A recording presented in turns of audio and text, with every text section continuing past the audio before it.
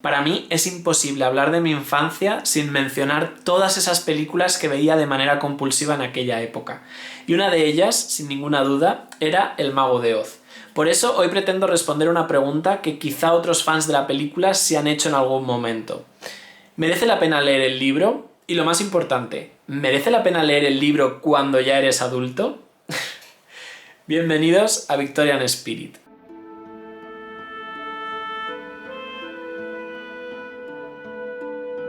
Hola a todos, soy Adrián, bienvenidos a mi blog Victorian Spirit. Hoy tiro de nostalgia, hoy traigo al canal la reseña de un libro y la comparación con su más famosa adaptación al cine. Esto inevitablemente significa que va a haber spoilers, si es que se puede llamar tal cosa a referencias a una película que tiene 83 años, que se dice pronto, y que bueno, que está hasta en la sopa.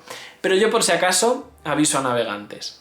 Os estoy hablando de El maravilloso Mago de Oz de L. Frank Baum, un libro que fue publicado en 1900 y que se convirtió en el primer cuento infantil netamente estadounidense, en el que los personajes, los lugares y las referencias por primera vez no nacían del imaginario europeo. A pesar de ser uno de los libros infantiles más famosos y que más han influido en la cultura popular, esta novela no se libró de la censura por parte de los grupos religiosos por motivos tan peregrinos como que hablar de brujas buenas podía incitar a la brujería, que las cualidades personales no son algo que se pueda trabajar de manera individual, sino que son un regalo de Dios, o la preocupación que suponía el hecho de que un libro infantil estuviera protagonizado por un personaje femenino tan fuerte. Pero bueno, tampoco les sirvió de mucho porque esta es una de las historias más adaptadas a todo tipo de formatos. Cine, televisión, teatro, musical. De hecho, el musical Wicked, que es uno de los más importantes de las últimas décadas, es una libre adaptación de esta historia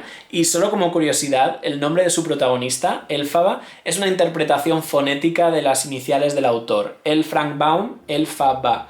La verdad es que a mí es algo que me ha llamado la atención. Pero bueno, creo que hay consenso en decir que la adaptación más famosa que se ha hecho de esta historia es la que hizo Hollywood en 1939, dirigida por Victor Fleming y protagonizada por Judy Garland. Esta película no solo está considerada como el tercer mejor musical de la historia de Hollywood, sino que además es uno de los 4 únicos documentos audiovisuales que la UNESCO considera memoria del mundo. Así que realmente no estamos hablando de una película, estamos hablando de un auténtico fenómeno. L. Frank Baum fue un autor estadounidense que se especializó a principios del siglo XX en la literatura infantil y aunque su primer gran éxito fue con Father Goose, realmente lo que le catapultó a la fama fue la serie de 13 novelas que escribió sobre el país de Oz, de las cuales la primera, El maravilloso Mago de Oz, es realmente la más famosa y la que más ha trascendido. La filosofía que aplicó a la hora de escribir esta novela fue bastante innovadora para la época porque él se propuso huir de todas esas moralinas tradicionales y de todo el dramatismo que normalmente destilaban las historias infantiles. Él consideraba que todas esas enseñanzas los niños de la época ya las recibían en el colegio y por lo tanto se propuso escribir una novela que lo único que hiciera fuera evadirles y divertirles, sin necesidad de adoctrinarles, sin necesidad de darles ningún tipo de enseñanza de tipo moral. Y la verdad yo creo que lo consiguió con creces. En esta historia, Dorothy Gale, que es una huérfana que vive con sus tíos en Kansas, es transportada junto con su perro Totó al mundo mágico de Oz después de que un tornado arranque de cuajo su casa y bueno, pues les transporte. Una vez allí van a tener que vivir un montón de aventuras para intentar volver a su casa. Una de las primeras cosas que me sorprendió al leer el libro es que yo siempre había pensado que la decisión de enfrentar el monocromatismo de color sepia de todas las escenas que ocurren en Kansas frente a la explosión de color de todo lo que ocurre en el país de Oz había sido una decisión de Hollywood pues para potenciar el Technicolor que llevaba muy pocos años funcionando y que bueno, pues en esta película realmente hace un alarde increíble. Sin embargo, para mi sorpresa, en las primeras páginas del libro el autor ya describe Kansas como un lugar totalmente gris, polvoriento, plomizo y toda esa ambientación que está presente en el libro y que por ejemplo se traslada a las ilustraciones de la edición que yo he podido leer, realmente está muy bien recogida en la película a través de su fotografía. Así que eso ya me dio pie a pensar que la adaptación que se había hecho al cine era muy buena, porque creo que es un recurso que funciona pues a la perfección, totalmente memorable. Ese paso del blanco y negro al color y que bueno, es una de las principales señas de identidad de la película y bueno, pues que está también muy presente en el libro, así que me sorprendió gratamente. En este sentido debo decir que la película da mucho más peso a la presentación del personaje de Dorothy a través del entorno en el que vive y de los personajes con los que se relaciona. Esto en el libro apenas tiene una duración de 2 páginas y la verdad es que todos los personajes, a excepción de los tíos, son inventados. En el libro no aparece ni la señorita Gulch, ni los empleados de la granja, ni el profesor Maravilla, etc. Y esto, que es un invento de la película, creo que funciona muy bien dentro de la lógica interna de esta historia, sobre todo con lo que tiene que ver con la conclusión, y también nos ayuda mejor a entender por qué Dorothy desde el primer momento siente esa nostalgia por volver a su casa, que es algo que en el libro, pues claro, al no tener ese desarrollo, pues queda muy flojo. Por eso mi primer punto en este caso va a ir para la película. En cuanto a la estructura del libro, me resultó muy parecida a la de Alicia en el País de las Maravillas y curiosamente el propio autor cita la obra de Lewis Carroll como una de las más influyentes a la hora de escribir su libro, y es que son muy parecidas en ese sentido. Son capítulos cortos, prácticamente autoconclusivos, en los que siempre hay una tarea o un obstáculo que los protagonistas tienen que superar para poder seguir adelante, y en la que siempre se va a presentar algún personaje secundario que va a tener cierto peso en ese capítulo y que luego casi siempre va a desaparecer. Esta estructura, que es tan típica de los cuentos también, es la que se repite a lo largo de toda la novela. La película simplifica bastante esta estructura y de hecho yo diría que recoge prácticamente la mitad de todo lo que ocurre en el libro. Un ejemplo es que, bueno, en el País de Oz hay 4 reinos distintos. Dorothy y sus amigos en el libro visitan los 4 reinos y tienen que hacer distintas tareas en cada uno de ellos, y sin embargo en la película solamente visitan 2 de estos reinos. Esto provoca que haya bastantes menos personajes en la película, que la descripción de Oz, de sus características y de sus habitantes sea un poco más limitada y que también haya menos aventuras. Por eso, en este apartado de la estructura creo que me quedo con la del libro porque aporta un poco más al lector en este caso. El punto va para el libro. En cuanto al tono de la historia, la verdad es que los dos formatos son bastante parejos en ese intento de evadir y de distraer a los niños. Sí que es verdad que la película de Hollywood dulcifica o edulcora un poco algunos de los momentos más crudos que sí que aparecen en el libro de L. Frank Baum. Sobre todo lo referente a la violencia, no solo contra personas, sino también contra animales, que en algunos momentos aparecen en el libro. En la película, pues prácticamente no tienen cabida, y yo creo que esto hace que la película haya superado un poco mejor el examen del tiempo, y que a pesar de que tiene más de 80 años, si tú la ves hoy en día, hay pocos elementos que te llamen la atención negativamente. Por eso yo creo que en cuanto al tono, me quedo con la película, punto para ella. Por último, dentro de este apartado me gustaría mencionar que el tema principal de la obra de Baum sería el de la superación personal y el de descubrir que cada individuo tiene unas habilidades, unas cualidades que lo hacen único. Este tema, sin embargo, queda bastante diluido en la película porque le da mucho más peso a un tema que en el libro es secundario, que es el de volver a casa, la importancia del hogar, de la familia, de permanecer unidos, etc. Un tema que por otra parte es muy recurrente en el cine de entreguerras de Hollywood. En este sentido, y a pesar de que el autor huye de las moralinas, creo que me quedo con el mensaje del libro, me parece más importante para los niños.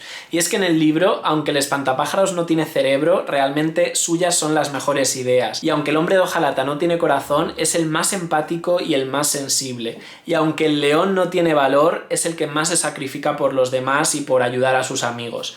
En ese sentido creo que es un mensaje más atemporal y probablemente más útil. Así que en este apartado le voy a tener que dar el punto al libro. Y pasamos ahora al apartado de personajes, en el que hay bastante tela que cortar. Aunque el personaje principal, el de Dorothy, es bastante similar en los dos formatos, como ya he mencionado antes, el País de Oz tiene un poco más de desarrollo y más de peso en la novela, y esto sobre todo afecta a los otros 3 protagonistas, a los acompañantes de Dorothy, al espantapájaros, al hombre de hojalata y al león. La verdad es que en la novela conocemos mucho más del contexto de estos personajes, de cómo ha sido su pasado, de cuáles son sus motivaciones, de por qué cada uno va buscando respectivamente un cerebro, un corazón y valor, y también cuáles son sus expectativas una vez que Dorothy vuelva a su casa. Además, como en el libro hay más aventuras, pues podemos conocer también un poco más qué es lo que cada uno de ellos aporta al grupo e incluso cuál es la dinámica de grupo, cuáles son las interacciones que tienen entre ellos. Por todo ello, yo creo que la construcción de estos tres personajes está mejor en la novela. Yo creo que la Bruja del Oeste es uno de los elementos en los que más difieren la película y el libro. Y es que mientras en la novela es un personaje totalmente secundario, que queda limitado a ese capítulo autoconclusivo en el que goza de un poco más de protagonismo, en la película realmente la convierten en la gran antagonista, es el vehículo de la historia, es el que más tensión dramática aporta y también yo creo que es uno de los personajes más memorables, no solo de la película, sino incluso de la historia del cine. A pesar de que en el libro conocemos mejor su contexto y sabemos por qué es la peor de las 4 brujas que viven en Oz, yo creo que realmente no tiene el peso que necesitaría en esta historia para, bueno, pues para brillar más, porque yo creo que los cuentos infantiles sí que suelen necesitar un antagonista fuerte, y eso lo da la película. Yo creo que, bueno, no te puedes imaginar las peripecias de Dorothy sin tener a la bruja detrás conspirando, así que realmente para mí este punto clarísimo se va para la película. Algo similar me ocurre con Glinda, que en la película realmente aglutina 2 personajes distintos de la novela, que sería la bruja buena del norte y la bruja buena del sur. La película simplifica esto, hace que solo haya una bruja buena y, bueno, pues se convierte en el contrapeso realmente de esta antagonista de la que ya hemos mencionado. Ella es la gran aliada de Dorothy, ella la ayuda en los momentos de máxima tensión y, por supuesto, ella es la que al final tiene el poder para devolver a Dorothy a su casa. A pesar de esta simplificación por parte de la película, que provoca algún agujero de guión un poco llamativo, porque es verdad que todo el mundo se pregunta al final por qué Glinda no ha ayudado a Dorothy desde el primer momento si sabía cómo enviarla a su casa.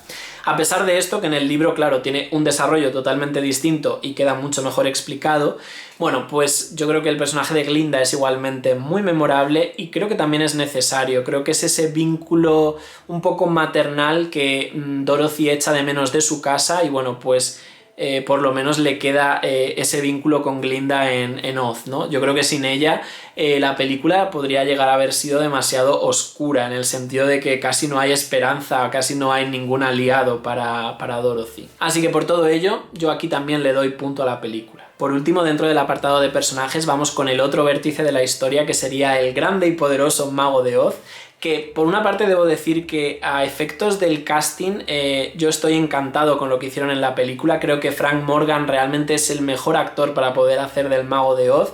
Además me gusta mucho la decisión artística de desdoblarlo en 3 personajes distintos, porque él dentro de la ciudad de Esmeralda interpreta también al portero, al cochero y al guardia. Esto desde un punto de vista artístico me parece genial, pero sí que es verdad que es el personaje que más se diluye respecto a la novela.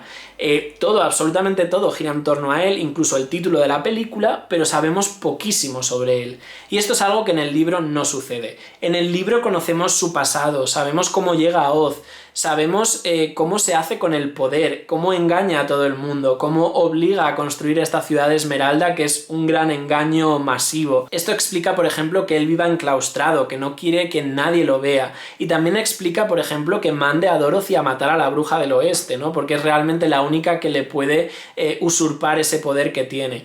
Todo esto queda explicado en el libro, en la película no. Creo que en la película falta un poco de contexto, faltan explicaciones de por qué se hacen las cosas que se hacen. Y la verdad es que en este sentido yo me quedo más con el Mago de Oz del libro que con el de la película, a pesar de que el de la película me encanta. Así que punto para el libro. Y bueno, pues hemos llegado al momento crucial, hemos llegado a la conclusión y hemos llegado con los 2 formatos totalmente empatados. Y es el momento que yo os decía en la introducción en el que os voy a dar respuesta a esa pregunta. ¿Merece la pena leer el libro cuando te gusta mucho la película? Para mí la respuesta es un rotundo sí. Yo tenía bastantes prejuicios con este libro porque pensaba que nunca iba a estar a la altura de mis expectativas. La película me gusta tanto y es tan importante para mí que yo pensaba que el libro realmente me iba a parecer una chufa. Pero debo decir que no. Es un libro que la única espinita, la única crítica que le hago realmente es que me duele mucho no haber podido leerlo cuando era un niño. Esa es la única cosa que cambiaría, porque yo creo que es uno de estos libros que si los lees cuando eres pequeño, te alucinan. O sea, para mí este es el Harry Potter de principios del siglo XX y lo digo claramente. Es un libro increíblemente adictivo, es muy entretenido. La esencia de la historia es la misma que la película, con lo cual el componente nostálgico lo vas a tener igual, te va a encantar revivir las aventuras que aparecen en la película, pero es que además sirve para rellenar tantísimas lagunas respecto a cosas que en la película no se explican, no te cuentan, otras aventuras, otros personajes, etc., que yo creo que es un complemento ideal para cualquier fan de la película. Y aunque seamos adultos, a mí me parece que es un libro muy disfrutable. Y si encima tienes la suerte de leerlo en la edición de Mina Lima, que sinceramente es preciosa, yo creo que es el libro más bonito que tengo en mi estantería, tiene un montón de elementos interactivos que, aparte de ser muy bonitos, sirven para explicar muchas de las cosas que aparecen en la historia. Hay un momento muy curioso en el que, por ejemplo, para entrar en la ciudad de Esmeralda tienen que ponerse unas gafas verdes y bueno, pues el libro te viene con las gafas verdes para que tú puedas leer el resto de ese capítulo leyendo con unas gafas, pues eso, que te hacen ver verde, ¿no? Son detalles que de verdad a mí me hicieron volver a ser niño durante un tiempo. Y la verdad es que se agradece un montón, o sea, es una edición preciosísima y creo que funciona muy bien con la fantasía que aporta el libro. Así que sí, yo lo recomiendo. Pero esto no significa que este duelo quede en tablas. Para nada. El último punto en juego va a ser el más subjetivo de todos, pero también el más importante. Y es que una de las dos versiones de esta historia me parece más redonda, más icónica y más emotiva. Y esa versión es la película. Redonda porque me parece que tiene mucho más sentido la conclusión, y es que en la película todo al final se debe a esta ensoñación de Dorothy, que creo que le da mucho más coherencia interna al relato y además permite crear esa línea divisoria entre lo que es realidad y fantasía, que a mí personalmente me gusta más que lo que hace el libro, que bueno, sin dar ningún tipo de explicación, pues al final todo se debe realmente a la pura magia, tanto el hecho de que la casa salga volando por culpa del tornado como el hecho de que la niña milagrosamente regrese a su casa. Icónica porque realmente lo es, esta película es un icono y es un hito del cine y encima cuenta con Judy Garland, que eso hace que sea pues un producto para mí inigualable, inmejorable y bueno, pues totalmente icónico. Y emocional porque creo que la película realmente consigue que haya un vínculo más intenso y más especial del espectador con los personajes que lo que consigue el libro. Así que una vez sumado este último punto, el resultado final sería película 5, libro 4. Para mí, gana la película. Y bueno, pues hasta aquí el vídeo de hoy, que espero que os haya resultado interesante y que si alguien tenía la duda de si debía o no leer este libro, pues que quizás se anime después de verlo. Como siempre os voy a lanzar una pregunta al final del vídeo. En este caso me gustaría saber cuál es vuestra vinculación con esta historia. Si habéis visto la película, si habéis leído el libro, si sois fans, bueno, cualquier cosa que me contéis al respecto me gustará leerla. Y bueno, si es la primera vez que pasas por aquí y te ha interesado lo que te he contado, te animo ahora a que te suscribas, le puedes dar al cabezón de Sherlock y a la campanita para estar en contacto. Y a todos los demás, muchas gracias por estar ahí, por vuestro cariño, por vuestra dedicación. Espero que tengáis una muy buena semana y nos vemos el domingo que viene con un nuevo vídeo. Hasta entonces.